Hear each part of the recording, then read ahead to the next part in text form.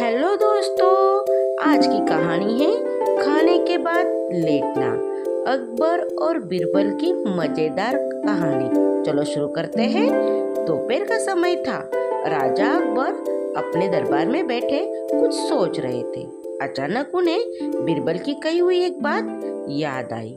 उन्हें याद आया कि एक बार बीरबल ने उन्हें एक कहावत सुनाई थी जो कुछ इस तरह से थी, खाने के बाद लेटना और मारने के बाद भागना एक सयाने मनुष्य की निशानी होती है। राजा सोचने लगे, अभी दोपहर का समय है, यकीनन बीरबल खाने के बाद सोने की तैयारी में होगा। चलो आज इसकी बात को गलत साबित किया जाए। यह सोचकर उन्होंने एक सेवक को आदेश दिया कि इसी वक्त बीरबल को दरबार में उपस्थित होने का संदेश दिया जाए। बीरबल अभी खाना खाकर बैठे ही थे कि सेवक राजा का आदेश लेकर बीरबल के पास पहुंचा। बीरबल आदेश के पीछे राजा की मंशा भली भांति समझ गए। उन्होंने सेवक से कहा, तुम थोड़ी देर रुको, मैं कपड़े बदलकर तुम्हारे ही साथ ही चलता हूँ। अंदर जाकर बीरबल ने अपने लिए एक तंग पैजामा चुना। पैजामा तंग था तो उसे पहनने के लिए उन्हें बिस्तर पर लेटना पड़ा। पैजामा को पहनने का बहाना कर वे थोड़ी देर बिस्तर पर ही लेटे रहे और फिर सेवक के साथ दरबार की ओर चल दिए। दरबार में राजा बीरबल की ही राह देख रहे थे। उनके वहां पहुंचते ही राजा ने पूछा, क्यों बीरबल, आज खाने के बाद लेटे थे या नहीं?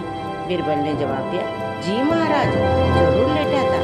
यह सुनकर राजा को बहुत गुस्सा आया। उन्होंने बीरबल से पूछा, इसका मतलब यह है कि तुमने मेरे आदेश का असम्मान किया। तुम उसी समय मेरे सामने क्यों उपस्थित नहीं हुए?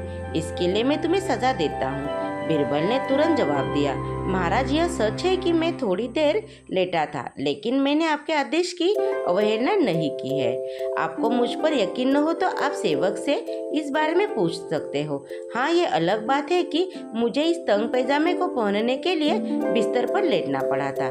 बीरबल की बात को सुनकर अकबर हंसे, बिना रह न सके और उन्होंने बीरबल को दरबार से जाने के दिया।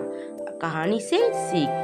इस कहानी से हमें यह सीखने को मिलता है कि परिस्थिति को भागते हुए हमारे द्वारा उठाया गया एक कदम हमें अनेक मुसीबतों से बचा सकता है। Thank you.